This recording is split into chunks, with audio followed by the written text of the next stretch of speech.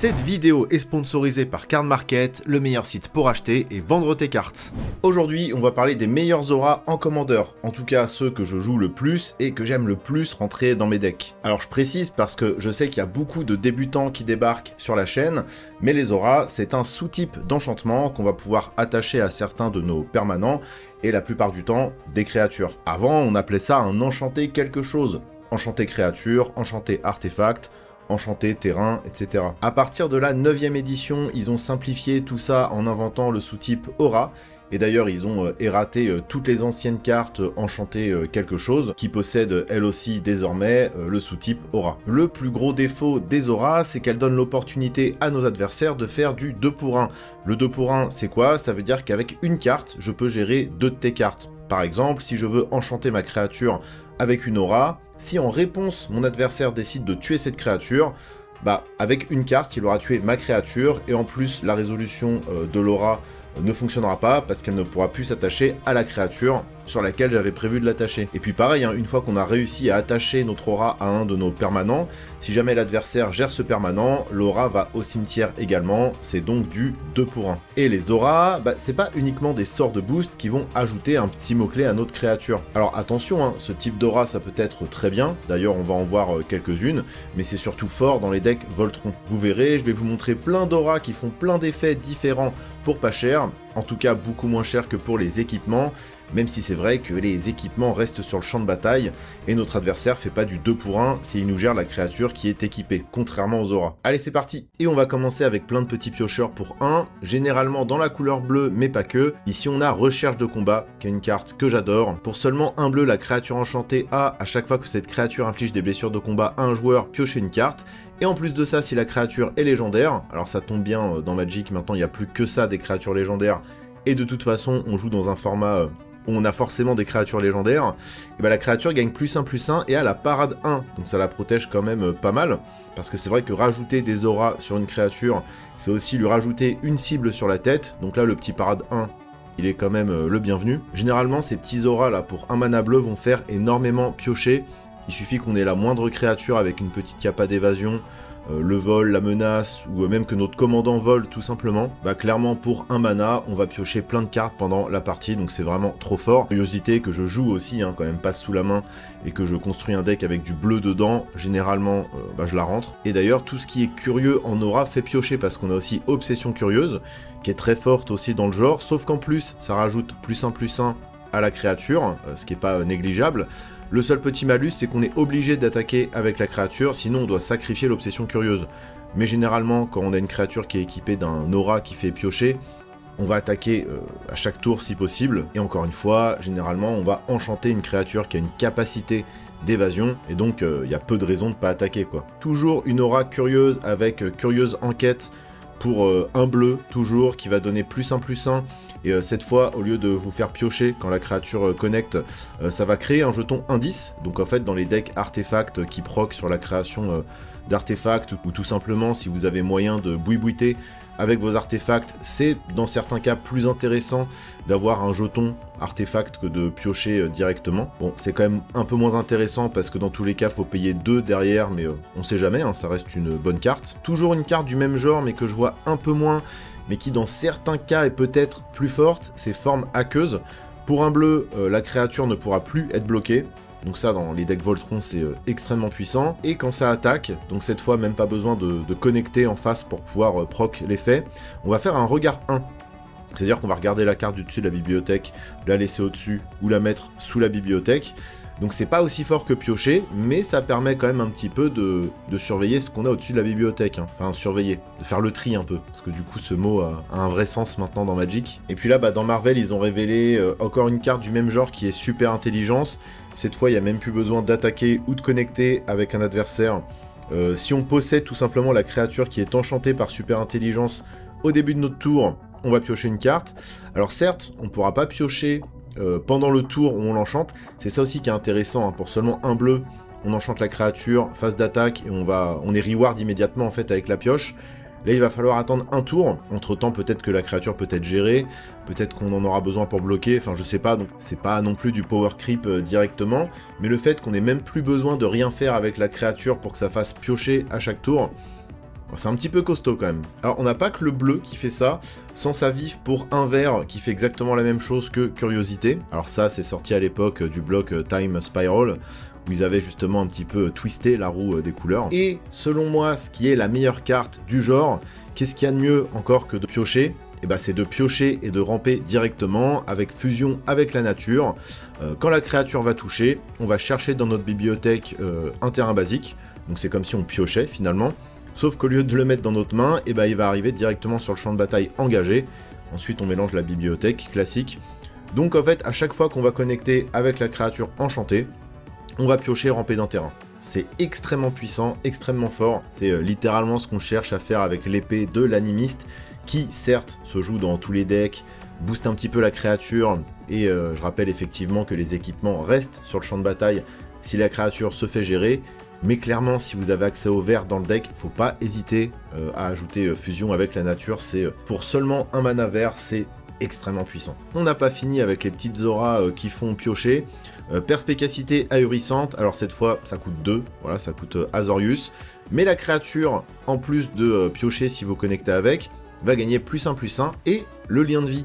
Donc heureusement que ça coûte 2, sinon ce serait quand même beaucoup trop puissant, même avec le power creep actuel. Mais voilà, hein, ce genre de carte dans un petit deck Castral, c'est tout ce qu'on veut. Castral ou n'importe quel autre deck où vous avez accès à Azorius avec des petites créatures qui volent par exemple, ou qui ont l'imbloquable, ou qui ont la traversée des îles, ou qui ont le horsemanship. Alors c'est évidemment le genre d'effet qu'on va pas trouver, en tout cas dans les auras, en rouge et en noir. Voilà, faut pas déconner, ça va surtout se limiter au bleu et au vert quoi. Pour terminer cette partie des petits auras qui font plein de value pour seulement un mana, on a aussi Envol, qui nous vient de Donjons et Dragons. La créature enchantée a le vol, et à chaque fois que cette créature inflige des blessures de combat à un joueur, on s'aventure dans le donjon. Alors, ça fait pas piocher, mais le truc c'est qu'il y a 3 donjons différents, donc plein de possibilités différentes. Donc voilà, on va pouvoir traverser un des 3 donjons, celui qui nous intéresse le plus. Et à ce moment-là, oui, il y a moyen de créer des petits tokens 1-1, des trésors. Il y a même du coup la mine qui nous permet de piocher à la fin. Donc voilà, plein de petites possibilités qui s'ouvrent, même si là effectivement c'est un peu plus aléatoire, on va dire. Mais vous pourrez potentiellement vous adapter à la situation. On arrive justement sur ces auras qui vont permettre de bien booster les créatures et leur ajouter des mots-clés qui font plaisir. La plus classique dans le genre, et j'avoue qu'il y a un petit peu de nostalgie qui parle là, c'est la cape de tatou. Ça coûte un blanc, un vert, un générique. La créature enchantée va gagner +2/+2 et le piétinement, et quand la créature met des dégâts, et ben on va gagner autant de points de vie.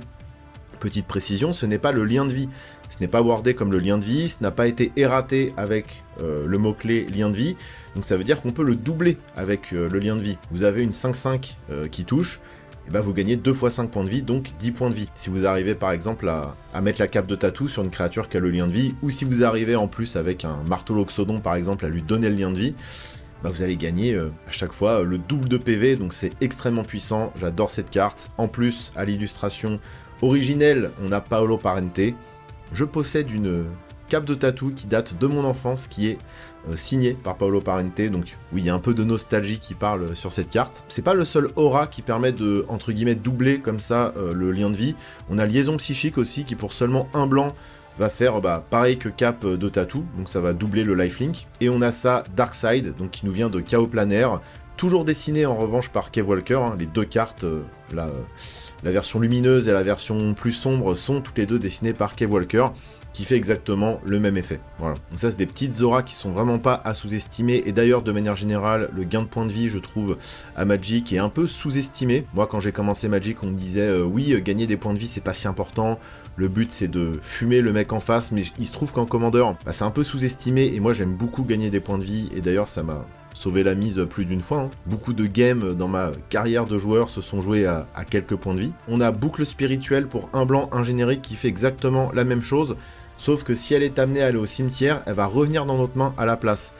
Donc certes ça coûte un mana de plus, mais ça vaut peut-être plus le coup, notamment en format EDH où on a le temps d'accumuler de la ressource. Donc finalement si on a peut-être une à garder dans ce lot de cartes qui double le lien de vie, c'est Spirit Loop. Dans les grosses cartes du genre que j'ai toujours joué, dans mes decks Voltron qui avaient accès au blanc, et on a Destinée Angélique. Ça coûte quand même 2 pipes blancs et 2 génériques, mais ça va donner +4/+4, le vol, l'initiative, Et la créature qui va être enchantée va être du type ange. Bon, ça, il y a très peu de decks où ça va compter vraiment, mais bon, c'est là. Et pareil, quand la créature meurt, Destinée Angélique va revenir dans la main. Donc c'est une aura qu'on pourra jouer à l'infini. Et pour le coup, ça ne fera pas véritablement du 2 pour 1 pour notre adversaire si jamais on se fait gérer la créature enchantée. Donc ça, c'est vraiment une carte incroyable. Malheureusement, qui donne pas le lien de vie ici, mais bon, ça reste très fort. Par contre, sur les ailes de Serra, donne le lien de vie. C'est une aura qui est assez connue hein, des joueurs de deck Voltron avec des équipements et des auras. J'aime beaucoup cette carte. Pour 4, toujours, la créature enchantée va gagner +1/+1, le vol, la vigilance et le lien de vie. Voilà, ça c'est un aura classique qui est très très fort. Et on va rester dans le blanc avec une aura qui fait absolument tout, qui nous vient de Duskmourn à la base. C'est protégé par les fantômes, ça coûte seulement 2, dont un blanc. Quand l'aura va arriver sur le champ de bataille, on va pouvoir exiler un permanent non-terrain qu'un adversaire contrôle, et en fait il va rester exilé tant que protégé par les fantômes reste sur le champ de bataille. Rien que ça, pour seulement 2 mana, c'est juste ça, effet plancher, hyper balèze. Mais en plus de ça, la créature va gagner +1/+0, le lien de vie et la parade 2. Ça tombe bien, on a envie que protégé par les fantômes reste sur le champ de bataille. Donc si la créature a parade 2, elle sera quand même un peu plus difficile à cibler. Ça c'est vraiment trop fort, de toute façon quand c'est sorti tout le monde a eu les yeux rivés dessus et c'est normal, et ça vient juste d'être édité justement avec les packs Commander Strixhaven. Et pour finir là du coup sur ces petites auras qui boostent bien vos créatures, on a encore une carte très nostalgique, sûrement la première carte d'aura que j'ai résolue dans ma vie et d'ailleurs qui est juste là, voilà une carte vraiment que j'adore et que je trouve encore jouable aujourd'hui, c'est Rancœur tout simplement. +2/+0 et le piétinement, et si jamais la rancœur est amenée à aller au cimetière, et bah elle revient dans notre main. Encore une fois, on annule un peu ce principe de 2 pour 1 pour notre adversaire, même s'il nous gère la créature, on reprend la rancœur, et pour seulement un mana vert, on va pouvoir rééquiper quelque chose sur le champ de bataille, donc vraiment ça c'est une petite aura que j'adore et dont je me lasserai jamais je pense. On va passer aux auras qui permettent de gérer les créatures adverses. Alors j'en ai beaucoup parlé de cette carte et je l'ai beaucoup joué à un moment donné dans mes decks où j'avais accès au blanc, c'est Mutation de Sombracier. Pour seulement 2 mana, on va transformer n'importe quelle créature en 0/1, insecte indestructible. Alors en fait c'est absolument abominable, elle va perdre toutes ses capacités, donc si on fait ça sur un commandant adverse, bah si personne n'a de pet enchantement en fait voilà, si la personne est très commandeur dépendant, bah c'est un peu finito pour elle. Moi je me suis déjà pris ça sur des decks Voltron, bon bah je pouvais remballer directement. Hein. Le fait qu'on puisse pas détruire notre propre commandant une fois qu'il est enchanté par Mutation de Sombracier, en attaquant ou en bloquant pour le remettre en zone de commande et le rappeler, c'est tellement punitif, c'est tellement énervé. Je crois qu'il me reste une seule mutation de Sombracier dans un de mes decks, mais j'avoue que bon, en fait, je l'ai viré de mes autres decks parce que c'est tellement feel bad, c'est tellement énervant. Voilà, moi, à chaque fois que je me le prends, et surtout, il y a des cartes un peu plus fair dans le genre, toujours dans le même genre de cartes. En blanc, on a Réprobation. Voilà, ça coûte 2. La créature enchantée perd toutes ses capacités et ça devient un Quar 0/1. Donc là, pareil, il est pas indestructible, donc il y aura toujours moyen pour notre adversaire de sacrifier son commandant pour le remettre en zone de commande. Sinon, ça peut gérer aussi un gros bazouzou, et c'est très bien. Une carte, encore une fois, qui fait toujours un petit peu grincer des dents, et qui est un peu dans le même genre que Darksteel Mutation, c'est Prisonnier de la Lune. Bon, cette fois, ça coûte 3, dont un bleu, et en fait on va tout simplement transformer une bête adverse en terrain, alors en terrain qui fait que de l'incolore en plus. Certes on va faire ramper de 1 un adversaire, mais encore une fois voilà, si on transforme le commandant adverse en land, c'est très compliqué ensuite pour le joueur de faire quoi que ce soit, parce que détruire un terrain c'est quasiment impossible à Magic, enfin ça existe mais tous les gens qui se respectent un minimum ne jouent pas de casse-terrain. Donc bon, il faudra trouver le pet enchant qui permet de gérer Prisonnier de la Lune. Vous savez que j'adore transformer en grenouille les créatures adverses, et ça tombe bien, il y a des auras qui permettent de le faire. On a Grenouillifié et Transmutation de Kasmina qui font littéralement la même chose. C'est des auras pour seulement 2 mana, dont un bleu, qui permettent justement de faire perdre toutes les capacités à une créature adverse qui va se transformer en grenouille 1/1. Voilà, c'est parfait. On a aussi Dévoré par les piranhas qui fait quasiment la même chose, sauf qu'au lieu d'être une grenouille bleue, ça devient un squelette noir, toujours avec une endurance et une force de base de 1/1, avec quand même, il faut le préciser, le flash. Donc ça reste quand même plus fort que de transformer les créatures adverses en grenouille, quand même. Ça fait même toute la différence au final. Insignifiance totale, voilà, ça fait exactement la même chose que dévoré par les piranhas, pour le même coup de mana, à la différence près qu'on va pouvoir payer 3 manas, dont un mana incolore, pour exiler potentiellement la créature enchantée. Voilà, ça peut servir dans certains cas, si l'adversaire arrive potentiellement à se débarrasser de l'aura, ou à sacrifier sa créature pour faire une quelconque value. En tout cas, si l'adversaire a la capacité de faire ça et qu'on le sait, potentiellement qu'on aura envie, avant qu'il reprenne son tour ou qu'il détape, de lui exiler sa créature. Hein. Voilà, c'est vraiment un classique hein, dans le bleu de faire ce genre d'effet. Travail honnête, là qui nous vient du set Avatar. Voilà, la particularité vraiment sympa de cette carte, c'est que quand la créature est enchantée, on va lui retirer tous ses marqueurs, parce que c'est sympa de transformer une bestiole en petite 1-1 qui fait rien, mais si en face a un deck marqueur et que c'est une 1-1 avec 10 marqueurs plus 1 dessus, bah finalement ça aura pas non plus servi à grand chose. Donc là, travail honnête permet justement de retirer les marqueurs en plus. Et effectivement, ça deviendra une 1-1 citoyen, voilà, qui fait pas grand chose, à part le fait justement de pouvoir s'engager pour faire du mana, mais ça ne devient pas un terrain, en fait ça devient un dork. Mais ça, travail honnête, dans le genre, ça fait partie des meilleures cartes. Hein. Le petit effet qui se coule de retirer les marqueurs, c'est quand même excellent et un peu plus sûr pour vous. Et toujours dans ce type de gestion sous forme d'aura, et toujours en bleu, pour 4 mana dont un bleu, on a pouvoir de la stagnation de la lumière, rien que ça, qui nous vient du bloc EDH Final Fantasy. Ça a le flash, on va enchanter uniquement une créature qu'un adversaire contrôle, hein, c'est précisé sur la carte, et quand l'aura arrive, on va retirer la créature enchantée du combat. Voilà, si on a un gros bazouzou, un gros commandant, un gros dragon avec plein de marqueurs dessus qui nous arrive sur la tronche, voilà, on la retire du combat, et en plus de ça, et là c'est très intéressant, on va piocher une carte pour chaque créature engagée que son contrôleur contrôle, et bien évidemment, la créature enchantée perd toutes ses capacités, ne peut ni attaquer ni bloquer, donc c'est une superbe carte de tempo, et en plus de ça qui va vous faire piocher un max, donc vraiment. Et le sort ultime pour les fans de grenouilles, ou en tout cas pour ceux qui aiment transformer les boards adverses en grenouilles,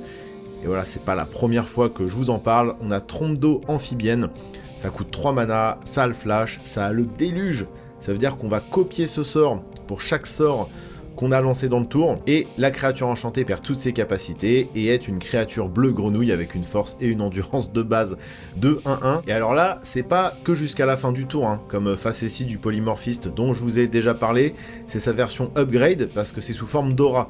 C'est-à-dire que ça va rester et que toutes les créatures qu'on aura enchantées, d'ailleurs il faut prévoir des espèces de petits tokens copies pour montrer en fait que on a copié notre aura, hein, parce que ça a le déluge. Donc littéralement là, pour potentiellement, alors plus de 3 mana, parce qu'il faut jouer des petits sorts avant, c'est facile en fait de stormer un petit peu jusqu'à trompe d'eau amphibienne, et tout simplement on va transformer le board adverse en petit marécage qui croissent. La couleur verte aussi permet de bien gérer des commandants adverses et des grosses créatures adverses.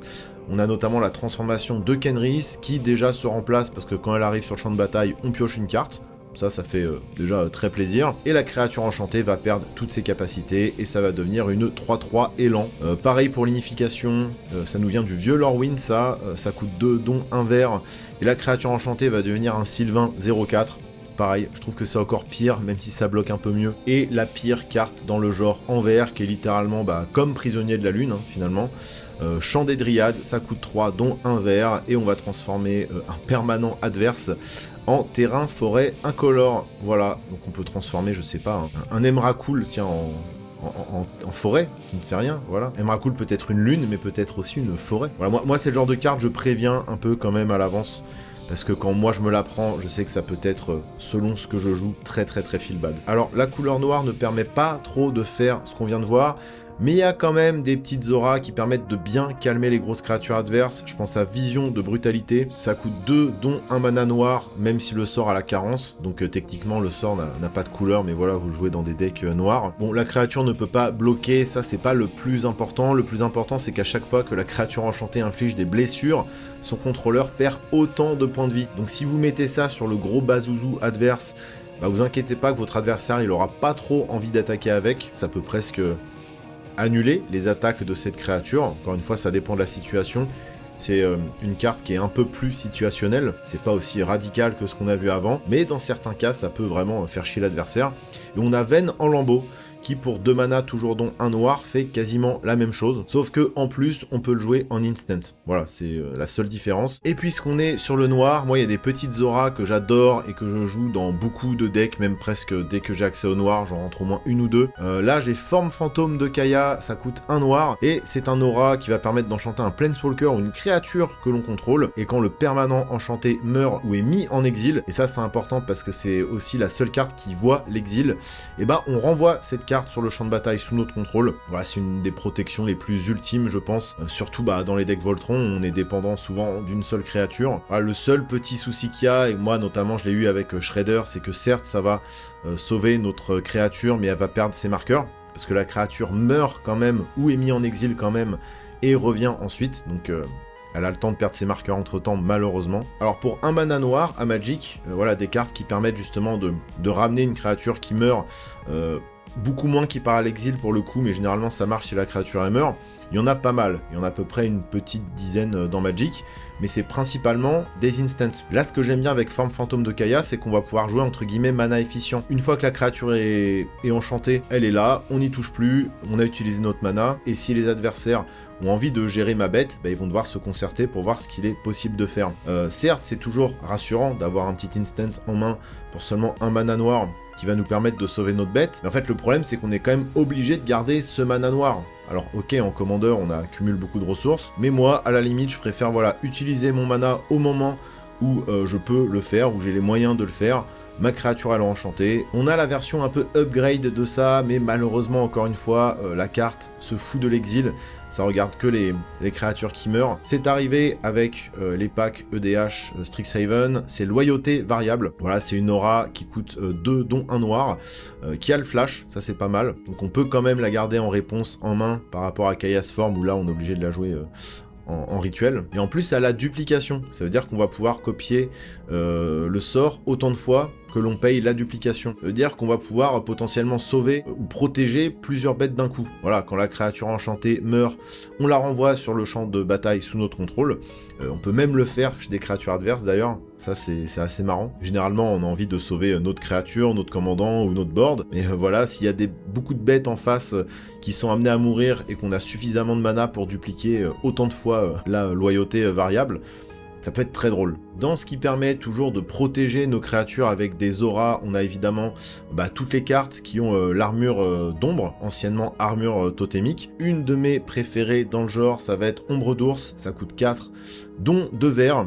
La créature enchantée va gagner plus de +2, déjà. La carte à l'armure totémique, ça veut dire qu'en fait, si la créature est amenée à mourir, c'est l'aura qu'on détruit. Voilà, encore une fois, ça agit comme une forme de bouclier. Et en plus de ça, à chaque fois que la créature attaque, on va dégager tous nos terrains. C'est quand même méga puissant de pouvoir tout jouer en main phase 1, attaquer, redétaper nos terrains, relancer des sorts, ou être potentiellement safe pendant les tours adverses. Et vous l'aurez remarqué, j'aime bien les petites auras qui coûtent vraiment pas cher. Donc parmi mes préférés, on a aussi Ombre d'araignée et Ombre de hyène. Ombre d'araignée pour 1 vert, la créature va gagner +1/+1, la portée, et évidemment aura l'armure d'ombre. Et pour Ombre de hyène, exactement la même chose, vous remplacez la portée par l'initiative. Voilà, c'est des très très bonnes protections, notamment pour votre commandant. Un giga classique que je joue dans la plupart de mes decks bleus. Contrôle magique, tout simplement. Acquérez le contrôle de la créature ciblée. Voilà, ça c'est méga fort, simple, net, efficace. Ça coûte pas 4 mana d'habitude, ça coûte 5, 6 mana de pouvoir prendre comme ça le contrôle d'une créature adverse. Mais là voilà, le faire aussi proprement, sans malus pour 4, c'est la seule carte qui le fait. Je pense à des cartes comme Rayon Tracteur qui font à peu près ce genre d'effet. D'ailleurs, on va pouvoir cibler les vaisseaux spatiaux en plus, même si on n'a pas beaucoup, voilà, c'est un petit upgrade. Mais en fait, ce qui se passe, c'est que le permanent va s'engager et ne plus se détaper. Donc certes, on va faire une vraie balance en récupérant en fait un permanent adverse, mais le problème, c'est que derrière, on peut pas en faire grand-chose, quoi. Donc encore une fois, je reste sur contrôle magique. Mais la carte la plus balèze dans le genre, qui pour moi est complètement imbattable dans ce domaine, c'est Traîtrise. Traîtrise, c'est bien simple. Pour 5, dont 2 bleus, oui, ça coûte un mana de plus, mais quand ça arrive sur le champ de bataille, on va détaper 5 terrains. Donc quasiment gratuitement, en fait, on va prendre le contrôle d'une créature adverse, c'est beaucoup trop fort. La carte, en revanche, coûte une vingtaine d'euros minimum, donc effectivement, c'est pas la petite Unco contrôle magique qui a été rééditée plein de fois, donc c'est sûr que c'est pas du tout au budget. Mais voilà, à partir du moment où vous avez 5 terrains, gratuitement, Traîtrise vous fera prendre le contrôle d'une créature, c'est méga fort. Il y a de plus en plus de cartes en noir ces derniers temps qui permettent de goder les créatures adverses. Goder, ça veut dire inciter. En gros, la créature est obligée d'attaquer à chaque tour, mais pas chez vous. Donc ça, c'est quand même bien pratique, parce que ça veut dire que deux de vos adversaires vont en prendre plein la tronche, et vous, normalement, vous serez safe. Récemment, on a eu Impulsion Coercitive, ça coûte 3, dont un noir. On va enchanter une créature, et la créature gagne +1/+1 et incité. À chaque fois que la créature enchantée attaque, vous piochez une carte, et vous perdez un point de vie. Donc ça, c'est méga fort, parce que en plus d'attaquer, vous allez piocher à chaque fois qu'elle attaque. Évidemment, une fois qu'on a une grosse créature comme ça qui est enchantée, qui va vous faire piocher, ça va énerver toute la table, donc les gens vont se démerder en gros pour gérer soit l'aura, soit gérer la créature, parce que même le joueur qui a la créature incitée n'a pas forcément envie d'attaquer avec, et surtout n'a pas envie que vous piochiez à chaque tour. Donc voilà, politiquement, vous risquiez un peu de vous faire écarter du débat. Une carte dans le même genre, mais beaucoup moins fort pour le coup, c'est Impétus Parasitaire, qui toujours coûte 3, dont un noir. La créature va gagner +2/+2, va être incitée, et à chaque fois qu'elle attaque, son contrôleur perd 2 points de vie, et vous allez gagner 2 points de vie. Donc voilà, toujours pareil, les gens essaieront, je pense, à la table de gérer la créature en question, parce que, en fait, vous êtes le seul bénéficiaire de ça. Hein. Ce que j'aime aussi particulièrement avec ces auras, c'est que vous pouvez très bien vous sécuriser en enchantant une créature adverse, mais dans un deck Voltron, vous pouvez très bien la mettre sur une de vos créatures. Là, je pense à Impulsion Coercitive, moi, que je joue dans Shredder, où en fait, j'ai un Shredder qui est énorme, j'ai envie d'attaquer avec à chaque tour, il a la menace, bah là, il se trouve qu'il va gagner +1/+1. Le fait qu'il soit incité, je m'en fiche, parce que dans tous les cas, j'ai envie de bourrer avec. Et à chaque fois qu'il attaque, je vais piocher une carte. Bon, certes, je vais perdre un point de vie, mais ça, c'est le dernier de mes soucis. Et il existe aussi des auras qui permettent de tuer la table. Tout simplement, on a tueur en série pour 5 mana, dont un rouge. Mais en fait, la plupart du temps, vous vous débrouillerez pour le jouer pour seulement 2 mana, parce que le sort coûte 3 de moins à lancer si une créature est morte ce tour-ci. Ce qui n'est pas impossible à faire à Magic. Quand le tueur en série arrive sur le champ de bataille, on va dégager toutes les créatures que l'on contrôle, et si c'est pendant la phase principale, on aura une phase de combat supplémentaire après cette phase. Voilà, ce qui veut dire en gros que pour seulement 2 mana, on aura fait 2 phases d'attaque. Normalement, c'est des effets à Magic qui coûtent plutôt 3, 4, 5 mana en rouge. Là voilà, potentiellement pour 2 mana, on fait une phase d'attaque supplémentaire, ce qui est turbo violent. En plus de ça, je rappelle que la créature enchantée gagne +2/+2 et la célérité pour être sûr, voilà, de rajouter un petit peu de puissance au board pour faire feu de tout bois, n'est-ce pas? Et en plus, j'aime bien l'artwork. Pour le coup, même si ça vient de Fallout, je trouve ce visuel vraiment très chouette. Même si la frame un petit peu décolorée comme ça, je déteste. Au moins, le visuel est pas dégueu du tout. Et on a une deuxième aura à peu près dans le même genre, c'est Souffle de Fureur, ça coûte 4, dont 2 rouges. On enchante une créature que l'on contrôle uniquement. Quand la créature enchantée inflige des blessures de combat à un joueur, on la sacrifie, et on va attacher Souffle de Fureur à une autre créature. Si on fait ainsi, on dégage toutes les créatures, on refait une phase d'attaque, et on recommence. Donc ça marche, en fait, si vous avez des gros bazouzous, je sais pas, vous avez 4 gros tons sur la table, et vous voulez finir la table. Certes, vous allez à chaque fois sacrifier une créature, mais au final, sachant que vous détapez tout à chaque fois, vous allez retaper à je sais pas combien chez un adversaire, sacrifier une bête, puis un autre, sacrifier une bête, puis un autre. Mais ça marche aussi si vous avez plein de petites créatures sur le board. Voilà, dans un truc un peu go wide, Boros, vous avez une dizaine de créatures sur la table. Elles sont toutes un peu boostées, voilà, vous attaquez avec, je sais pas, 10-3-3 ou 10-4-4. Ça vous dérange pas plus que ça à chaque fois de sacrifier une bête. Et en plus de ça, la créature qui sera enchantée, qui possédera l'aura, aura +2/+2 la célérité. Dans certains decks, dans certaines situations avec un certain board, ça va juste tuer la table, tout simplement. Et pour des auras qui font ce genre d'effet, c'est tout ce que j'ai ressorti. Et une dernière petite aura pour la route, et après on se dira au revoir. Marque de Sakiko, qui passe souvent sous les radars, j'ai l'impression. Ça coûte 2, dont un vert. Quand la créature enchantée met des combats de damage, on va gagner autant de mana vert. Et ce mana vert ne disparaît pas de notre réserve de mana entre les phases. C'est vraiment rare, hein, les cartes qui permettent de conserver le mana entre les phases. Et alors, il précise, c'est marrant que du coup, on prend pas de brûlure de mana, parce qu'à l'époque, tout le mana qui était en réserve, qu'on n'utilisait pas, provoquait ce qu'on appelait une brûlure de mana. Donc pour chaque mana conservé comme ça dans notre pool qu'on n'utilisait pas, on prenait une blessure. Voilà, c'est une règle qu'ils ont arrêté d'appliquer, mais c'est marrant là sur une vieille carte comme ça qu'on ait encore la marque de ça. Donc ça c'est vraiment balèze, encore une fois, hein, vous mettez ça sur une grosse créa qui a une capa d'évasion, vous allez vous gaver en mana. Rappelle qu'il y a quelques équipements dans Magic qui permettent de faire un trésor quand on connecte, voilà, ou qui vont nous permettre d'aller fetch un terrain, ou on a même la dague de radiesthésie qui va se retourner en un terrain qui fait 3 mana. Donc souvent on mise beaucoup quand même sur les équipements qui permettent de ramper de manière assez efficace, et ça coûte malheureusement toujours, même s'il y en a des plus ou moins efficaces et des plus ou moins low cost. Là vraiment je trouve que c'est un super moyen de générer plein de mana, de faire des gros mana bursts, surtout en vert, au fait on en a beaucoup besoin. Donc voilà, on a fait le tour de ce que je considère être comme les meilleurs auras dans notre format préféré, le Commander. Évidemment, j'ai sûrement oublié plein de choses. Il y a aussi plein de cartes qui échappent à mon radar, hein, comme tout le monde, donc je compte sur vous pour remplir la zone commentaire. Vous remarquerez quand même que j'ai une appétence pour les petites auras qui coûtent pas cher. Je sais aussi qu'il y a plein d'auras qui permettent de faire des monstruosités, mais qui coûtent malheureusement bien plus cher. Mais encore une fois, avec ce principe de 2 pour 1, c'est vrai que j'aime pas non plus trop investir de mana dans mes auras. Et donc là, dans ce que je vous ai montré, j'ai ce que je considère comme être le bon équilibre. Et en fait, toutes les cartes que je vous ai montrées, je les joue dans la plupart de mes decks. Hein. Donc j'espère que ce genre de format un peu blabla où je parle de cartes que j'aime bien, ce que je fais de plus en plus d'ailleurs sur la chaîne, plutôt que de m'intéresser aux arts, où malheureusement ça marche pas trop, voilà. J'espère quand même que ça vous plaît. J'attends comme d'habitude vos retours avec grand plaisir. Merci à toutes les personnes qui like, qui s'abonnent. Évidemment, je compte sur vous pour devenir membre de la chaîne, pour avoir accès à pas mal de contenu bonus. Et allez voir justement dans la zone membre, il y a quelques contreparties qui peuvent vous plaire. Donc si vous voulez soutenir mon taf, c'est un des meilleurs moyens. Je compte sur vous. Je vous fais des gros bisous. À la prochaine.